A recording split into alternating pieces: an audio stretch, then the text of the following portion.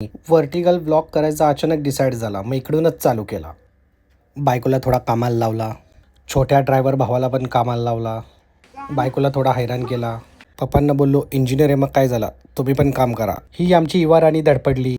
सगळ्यांनी गणपती बाप्पाचं नाव घेतलं आणि प्रवास सुरू केला. 5 मिनिटात जुन्या घरी लगेच हॉल घेतला, कारण की इवा राणीला शी करायची होती.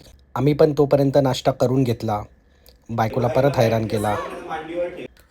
हिला बोललो पेट्रोलचे पैसे दे, तर नजर हटवली. केलव्याला ऑलमोस्ट पोचलो. त्यानंतर इकडे भलताच काय बघायला भेटला. वर ब्रिज, खाली रोड नाही, नुसतं पाणी.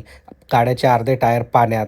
त्यानंतर वरून ट्रेन गेली पटकन. नंतर समजलं, अच्छा, लोकांनी जी सुसू केली असेल ती ट्रेननी डायरेक्ट खालीच टाकली असेल. त्यानंतरनं चांगला रस्ता लागला. त्यानंतरनं खराब रस्ता लागला. त्यानंतरनं अजून खराब रस्ता लागला. मग लोकेशनवर पोचलो. तिकडे यांचा गावठी गोल्डी दिसला. तो इवाला बघून बोलला, क्या रे इंग्लिश मीडियम, बजाऊ क्या कान के नीचे. इवाची फाटली. तिला उचलून आत घेऊन गेलो. आणि हा आमचा sweet vacation home. Thanks to Sarangdhar family for inviting us. इकडे स्पेशल स्विमिंग पूल तयार होता. बायकोला परत हैराण केला. नंतरनं आम्ही फार्मिंग बघायला निघालो. मी पण टोपी घालून घेतली. बायको बोलली, अजून काले झाले की सोडून देईल.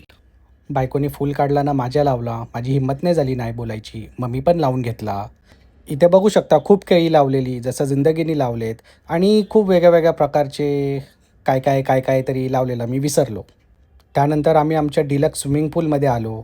सगळ्यांनी पाय टाकून आपले पाय थंड केले. आणि इवा राणींनी गरम हवेचा आनंद घेतला. आता मी माझ्या बायकोच्या जोडीला स्वराज्य होणाऱ्या बायकोला पण कामाला लावला. आम्ही जेवायला निघालो. हा आमचा रिसॉर्ट. बायकोला परत हैराण केला. इकडे आम्ही जेवून घेतला. इवानी दोघांना कामाला लावला.